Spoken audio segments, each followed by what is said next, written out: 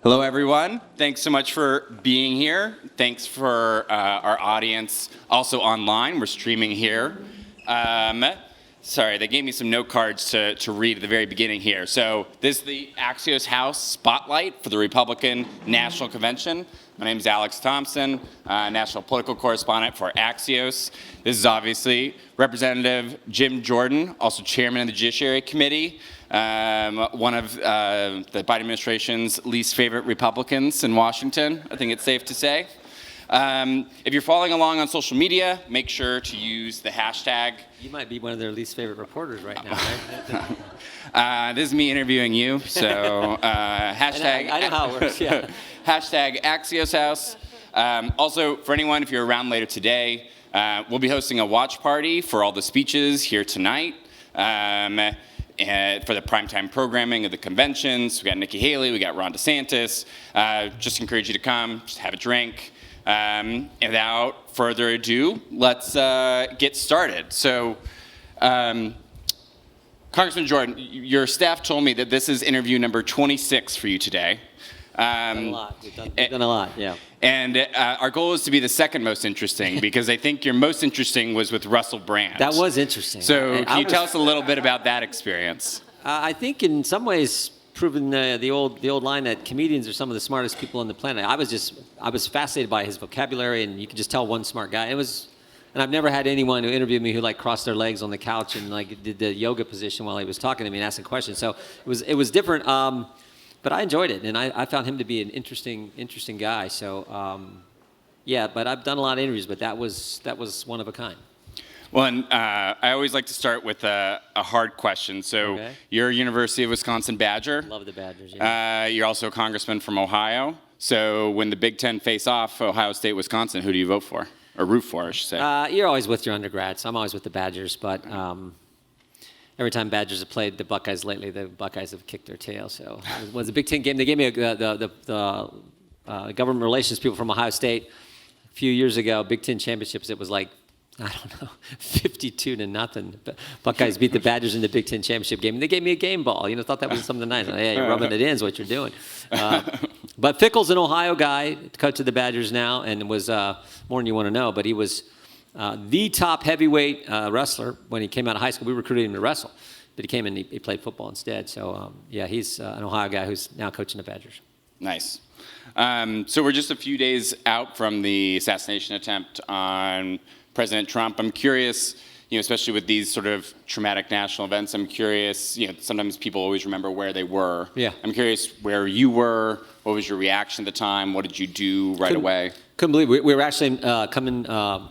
just outside of Minneapolis, we were doing events for Michelle Fischbach and Brad Finstad. I was doing events for them. I just left the event. We're driving. One of our staffers, just like probably so many of you, just hands you the phone with the Twitter or whatever, and you saw it, and you just couldn't believe it. And then, like I assume most of the country, you spent that evening just watching the TV. And this was the good Lord. There's providence, and there's just no way to describe it, that President Trump turns at the exact moment, the exact second that he needs to have that angle to avoid being hit by the bullet. And so there's no other way to view this. Now the good Lord was looking out for him.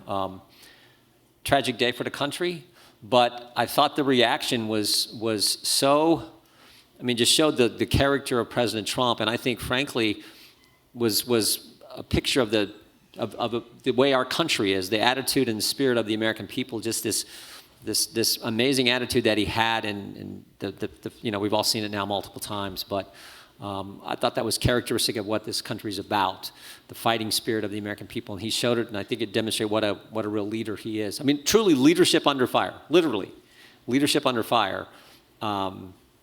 Just amazing reaction, and on a day where, and the other thing is the firefighter who lost his life, Mr. Compatore, the fact that he was, gave his life for his daughter and his wife, was protecting them. It just, sad day, but also a day that shows what this country, I think, is really about. Have you spoken to the president, former president, since then? I left a message, and I talked to Scavino, and I just decided. Normally I talk to him every week, but I decided I'm not going to keep trying. I left a message, of course, and I'm not going to try to get a hold of him. I left a message that day. I think I think Saturday night, late that night or Sunday. But then talked to Dan, and but he's getting a bazillion calls, and I think that's also I sort of wanted to respect and let his family talk to him. So anyway, I'm sure I'll talk to him later this week. The other big news for Ohio is that Ohio's own J.D. Vance has been nominated for vice president. I know everyone has asked you today who should DeWine appoint if they blah, blah, blah. But I'm curious, I'm not going to ask you that. I'm curious, if there's one person in Ohio you think he shouldn't appoint. Well, I'm not going to say that either. That's up to the governor. I mean, look, the focus right now is let's win. Let's focus on winning. Let's make sure. I think President Trump's going to be our next president. I think JD is going to be our next vice president. I think we're going to take back the Senate. President Trump wins if he's won our state by 8.5 in both 16 and 20. If he wins it by 9, 10, I think Bernie Moreno beats Sherrod Brown. I think if the president's running those kind of numbers, I think Dave McCormick's a great candidate. I've campaigned with him in Pennsylvania. Great guy, wrestling guy, super guy. I think he's a great candidate. We got good Senate candidates, and frankly, we got good House candidates. I think Hovde up here is a good candidate in the Badger State, Sheehy in Montana. So let's just focus on winning, and then once we win, then Governor DeWine will decide who the next senator is from our state. You talked about JD's working class background. Obviously, he's written about that and Hillbilly LG and then the movie. I'm curious if you've read the book or watched the movie, if anything stands out. Not watched the movie, read the book. The book is I hear the movie's good. Most of the time, the books are better than the movie. Boys in the Boat is a tremendous book. The movie's pretty good, right? But so I haven't seen the movie, but the book is once you start it, you couldn't put it down. I thought it was a fascinating read, and I think JD it's the American story. It's the kid from the humblest of families and background to now likely to be the next vice president of the greatest country in history. That's America, and it's a powerful story. And then I would also say that there's the old line that it never hurts to have smart people in charge. I think President Trump is just sharp as can be, and I think J.D. Vance is the same way. If you haven't seen his interview a week and a half ago on Meet the Press, when Kristen Welker was going, typical interview on a Sunday morning show if you're a Republican, frankly, but J.D. was phenomenal. So I think smart guy, good guy, right story, and great for our state. Well, you had a small part in this rise unwittingly because, and I'm curious, it's sort of this interesting sliding doors moment given where we are now, is in early 2021, you decided not to run for the Senate seat in Ohio, and you obviously had a good chance of getting President Trump's endorsement. You had a lot of money in the bank. I'm curious if you could, going back and why you made that decision. And well, no, you don't get to be chairman if you're running for Senate. And I had a chance to chair the Judiciary Committee when I thought we were going to go into the majority, which turned out to be true. A chance to do the investigative work that we're doing. So that's where I wanted to stay focused. And good decision because now we got a great senator and the guy who's I think going to be our next vice president. Got him. I heard you talking just this morning on Fox Business. You were talking about your hopes that if President Trump were to come in, that he would dismiss a lot of the heads of a lot of the agencies on the federal level. I understand that you obviously feel that a lot of these agencies have been politicized. The question I have for you, though, is, so let's say he goes in and he does fire and appoints people. What's to stop the next Democratic administration from coming in and doing the exact same thing and making it, if it's politicized now, why wouldn't that just make it more politicized? Well, hopefully we can scale back the size of government to some degree. I mean, we are Republicans and conservatives, so we should try to do that. But I do think you got to send a message, and you come in and you fire everyone you're allowed to fire. Someone said this. I think it makes some sense. Fire everyone you're allowed to fire. Maybe fire a few people you're not allowed to fire. Make them take you to court just to send a message that there is a new sheriff in town, and we want these agencies working for the people, not in any way targeting we the people, but representing and working for the American taxpayer. That's how it's supposed to work in our system. So I think you can do that, and it starts with the head of the secretaries themselves, but there's a layer of people too who come in or political appointments. Make sure you get rid of all of them there before, and put in people who think the way we do. You've mentioned FBI Director Wray. Are there 3 other people that you think are? I think every agency you can. You take that attitude, but certainly the one that we've been most focused on is the Justice Department, specifically the FBI. I always this is the FBI can't tell us who planted the pipe bombs on January 6th. The Biden administration, it can't tell us who leaked the Dobbs opinion. The Biden administration, it can't tell us who put cocaine at the White House. But somehow they're fine, and they're going to do this investigation, which the American people want some answers to.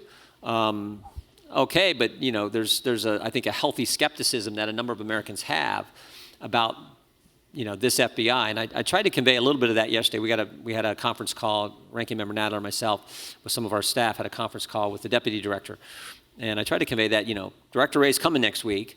We expect him to answer as much as possible. We don't want the same old ongoing investigation and investigation-sensitive information. We can't really the American people want some answers after what they saw on Saturday.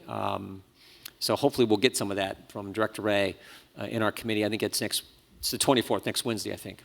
And what do you expect? Because my understanding is Secret Service will be with oversight. Yeah. Right? Director Cheadle Chairman Comer is asking Director Cheadle to come in front of the Oversight Committee. We had Director Wray scheduled for his annual trek to Capitol Hill, but obviously that's going to be now primarily focused on, I think, what happened on Saturday. And frankly, in some ways, what didn't happen.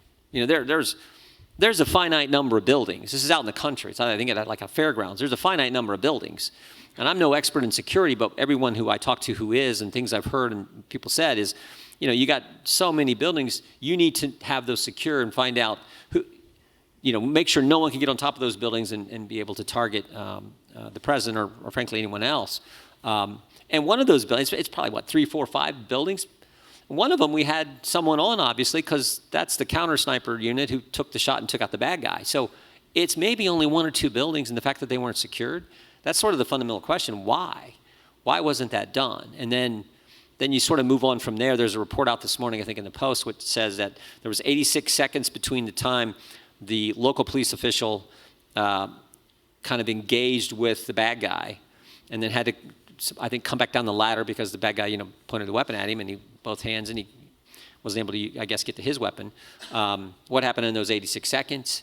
I'd like to talk to that police officer, that local officer. I'd like to talk to the sniper, the Secret Service sniper who took out the bad guy. How long had he noticed? What was the time frame there? What was being communicated? I think those are all just good questions that I think the American people have a right to get answers to, and so that's what we'll be trying to focus on. You maybe saw that Rep. Mills called for having a special select committee on this. I'm curious if you think it's a good idea. It may be. I haven't. The one thing is, I feel like this is something that you would like not to take the normal length of time these investigations typically take. And if you form a select kind of committee or commission or something to look into this, does that drag it out even longer? I don't know. I'm open to whatever gets us the truth and gets it to us in as timely a fashion as possible. And you think, at the moment, that's probably through the normal committee process? I tend to think that, but I'm open to whatever. I mean, sometimes you have to sort of balance that with this mindset that, so the same FBI that, a few years back spied on President Trump's campaign, the same FBI that raided his home is the FBI now investigating the person who tried to kill him. Okay, maybe that works out, but I think there's a lot of Americans who have a little concern about that and some healthy skepticism about whether that can work. So I think you sort of have to balance all that out and figure out, how do we get to the truth? How do we get it in a timely way? You've been focused a lot on President Biden and his family, business dealings. I'm curious, if President Trump were to win, do you expect and think that a Trump DOJ would investigate the former president? I don't know if that'll happen. Do you think it should? Well, I mean, it sort of depends. I think on what else we may uncover. We're in the process of putting together a report that we will submit to our leadership and to the Congress based on our impeachment inquiry and the investigative work that the Ways and Means, the Oversight, and the Judiciary Committee have been doing. So I think it kind of depends on what all we find, but I don't think that's the plan. I think President Trump's going to be focused on securing the border, making sure the tax cuts stay in place, and putting back in place common sense energy policy. All those things will help get our economy moving the way it needs to be moving and deal with what we've had to live with now the last 3.5 years. I always say I think this campaign is real basic. In 3 years and 7 months, we went from a secure border to no border, safe streets to record crime, $2 gas to $4 gas, stable prices to record inflation. And while all that was going on, We went from a commander-in-chief in President Trump, who I think projected strength to our enemies and our allies, to Joe Biden. And the final element is this assault on our liberties and these agencies, I think in some ways, in many ways, being turned on we the people. That's the campaign. And then you add to it what happened in the debate 3 weeks ago, what happened Saturday. I think all that is in the mix now. And the American people, the reaction thus far is time for a change, time to go back to the guy we had 4 years ago. And you see that as an evidence in every single state, the 7 swing states, Georgia, Carolina, Pennsylvania, Michigan, Wisconsin, Nevada, Arizona, every single one, President Trump is up. Well, let me ask it just one more different way, and then I promise to move on. Based on all the evidence you guys have collected through the impeachment inquiry, do you think the president and or members of his family have committed crimes they have not been indicted for? I don't know that. I do think that I've said all along, I've never said I was for moving forward on impeachment. What I've said is I think the case is compelling. Mm-hmm. And because you sort of come to the fundamental question, what was Hunter Biden getting all this money for? What were Hunter Biden, James Biden, the family members getting all this money for? What service were they offering, what providing, what were they doing? And Devin Archer, Hunter Biden's business partner, gave us the answer under oath in his deposition. He said they were selling access to the brand, and the brand was Joe Biden. And then you see that play out in the example, because again, that's there, but what was the impeachable offense, if there was one? Well, it was when he was vice president. I think you have to look at that, and that, of course, is his interactions with Ukraine relative to his sons being on the board of the Burisma, the Ukrainian energy company. And I've always felt that was the most compelling. But we'll see. Like I said, we're putting together a report, and we'll present that to the Congress. If there's an impeachment vote held today, would you vote to impeach? I think we're going to wait until we get this report put together and we lay out where potential impeachable offenses may in fact have occurred. We're going to lay all that out, and then I'll take a look at that. I listened to one of your earlier interviews today, and I think you called yourself "quote unquote" Mike Johnson guy. Yeah. And I kind of wanted to just drill down on that. Does that mean, after November, no matter what happens, that Mike Johnson has your vote to remain leader? Yeah, I'm for winning this election. I'm for President Trump and J.D. Vance being president, vice president, Mike Johnson being speaker, and us getting after the things we need to do. And hopefully we'll win back the United States Senate so we can do those 3 things right away: secure the border, keep the tax cuts in place, and address the energy situation. Some common sense energy policy, not the crazy policy that they have right now. You were elected 2006, so the entire time you've been in Congress, Nancy Pelosi has been the Democratic leader until the last year and a half. I'm curious what you've noticed that's different about Hakeem Jeffries. What's the same? Just like early impressions of how he is managing his caucus. I don't know that I see a whole lot of difference there in where Democrats are. I mean, from 2006 to 2024, Democrats are the party and the Democrat caucus or conference is much more to the left than they were back when I first got to Congress. I know Hakeem a little better. We served on the committee together. I don't have really any relationship with Speaker Pelosi, but Hakeem, I'll see him and talk. Hakeem's a nice guy. And I'm not saying Pelosi's not a nice lady. Hakeem's a nice guy, and I talk to him. I don't really talk to Speaker Pelosi. But, only real difference, I think, is the Democrat Party is more to the left. And the left now, I think, the left now controls the Democrat Party. And I think the policies of the left are dangerous. And I'm not afraid to say it. I say it all along because I believe it. But Hakeem's a good guy. Well, you talked about the left. I'm curious. You listened to the Teamsters president speak last night. A lot of the things he was saying, people would think you would never hear at an RNC convention, is talk about corporations. And you've obviously seen some of the pivot of the Republican Party at least go left on some of these economic policies. I'm curious. The applause at times felt to me at least confused or not as enthusiastic as for some of the other speakers. I'm curious what your reaction was listening to that speech. We are, President Trump has done this, and I think J.D. Senator Vance is consistent with this switch. I think we're now a populist party rooted in conservative principle, which is frankly where I think we always should have been. And it's why our state has went from being the bellwether state, 2004, 2008, 2012. It's like you got to win Ohio all along. You got to win Ohio if you're going to be president. Well, now Ohio's given. President Trump, as I said, won it by 8.5, both in 16 and 20. And I think that you saw that switch because so many working class, middle class families said, we like what President Trump is for, and particularly along the Ohio River. So we're now a populist party still, and the second part is important, rooted in conservative principles. That's where I think we always should have been, and that attracts more voters. My dad was a union worker for General Motors in Dayton, Ohio, and voted Democrat all the way until Ronald Reagan, and finally he says, I've had enough of this Jimmy Carter, I'm for Reagan, and he's been a Republican ever since and is a diehard Trump supporter.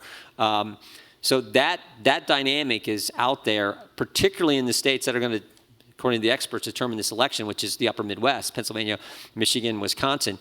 One of the other reasons I think J.D. is also such a great pick is because I think he can relate to Midwestern, being an Ohioan and that demographic. So I do think that's a good, healthy change for us in working on, attracting more middle-class, working-class people. Do you think the party should support more regulations, rules that help unions? No, I'm not saying that. I just think that reaching out and saying, we want you to keep more of your money. We want to protect your liberties. Reaching out to, we care about people in the inner city and working-class neighborhoods. Youngstown, Ohio now is represented by Republicans, both in the State House, State Senate, and Congress. It's amazing. I gave a speech, this is probably 3 years ago. I spoke just outside of Youngstown at a big Republican event, and it was a big Republican event, which never used to happen in Youngstown, Ohio. And I get done, and there's this lady walks up to me with her grandson, and she says, I'm Jim Trafficant's wife, and my grandson would like to get a picture with you. And I'm thinking, what has happened? We got Trafficant, beam me up Scotty, Mr. Democrat, who's a widow, was coming up to me and saying that, they want to get a picture. That's the change that's happened with President Trump, and I think it's a good thing. There's obviously a lot of Democratic Party concerns about Joe Biden remaining on the ticket, and there's obviously this debate over whether or not Joe Biden would be stronger or weaker. I'm curious, do you want to see Joe Biden stay on the top of the ballot? I mean, that's up to the Democrats. I've said all along that I think he's going to be the nominee. I said we have, probably a lot of offices. We have this debate in the office. We have some who said no, they're gonna move him out, and I've always said I think he's going to be there. And I thought that was going to be the case, frankly, until the debate. And I still kind of think he's going to be their nominee, but that's up to the Democrats. What I do know is, 60 million Americans watch that debate, and so a huge portion of our citizens and our voting citizens got to see firsthand, and you can't unhear what you saw and heard. But what they do that's up to them. Do you think he's more electable than maybe some of the alternatives? If he were to bow out? I don't think it matters. Okay. I think this election's about President Trump. I mean, I think that, Democrats are trying to motivate their voters to come vote against him. Our people are coming to vote for him. Our core voters are 110% for President Trump. You've been to his rallies, I assume, and so many of you have. I've been to a number of them. There's a reason tens of thousands of people come out, because there is this bond between President Trump and our voters that is so strong. I've never seen it in politics, and I equate it to, the really good coaches are the ones where the athletes know the coach has their best interests at heart. And because they know that, they're willing to sell out and listen to their coach and perform under pressure when it counts in the competition. And I think that same dynamic exists with President Trump and the voters, because he has a great line. He says it almost every single rally. He says, they're coming after me because I'm fighting for you. I told him we were in Iowa when it was 21 below zero. Some of you were probably out there during the caucuses this year. It was freezing. And he was doing an event, and thank goodness the event was inside, but he was doing this event, and at that event he said, they're coming after my freedom because I'm fighting for yours. And I told him afterwards, I love the way you said it there. We talked about it in that freedom context. And the voters get it. So they're coming. I think this election's still about President Trump. So who the Democrats put on, I don't think matters, because I think President Trump's going to win. My colleagues Mike Gallen and Jim Van Dyke wrote a piece about, a potentially changed Trump. Tucker Carlson said, having someone shoot you in the face changes you. I'm curious. I know you haven't talked to him, but what do you expect to hear from him in his speech Thursday night? What do you want to hear? I don't. I think what he said is he's going to have a more unifying message. He said he's going to redo his speech that he'd been working on. I don't know how that translates into what he will say and how it comes, but I'm sure it'll be good. I've never been around the president, a phone call, a meeting, or at one of these events where he didn't make you laugh, where it wasn't engaging, where it wasn't. Typically, it's entertaining. Again, you go to any rally, you can see it. But I've never had a conversation with him where I didn't laugh about something on the phone, and it's. So I think.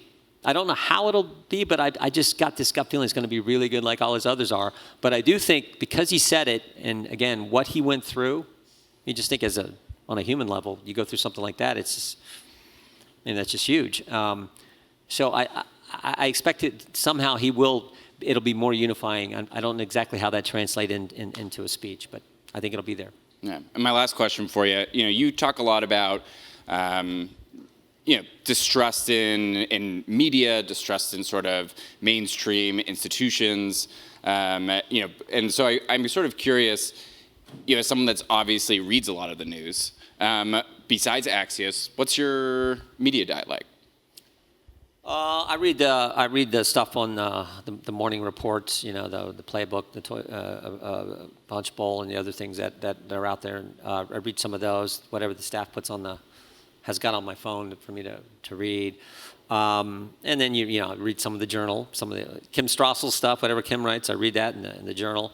And then there's this guy at Axios who's been going after the Biden administration on this issue of age, and I know that gets into our office. I just sort of, and then just to see what all you do the news app feed on your phone, which is all left wing, everything. But I scroll through to see Apple News. Yeah, the Apple News stuff. Yeah, okay. And it's all left wing craziness. And but you guys are like the fairest of all that stuff. I mean that. You guys are.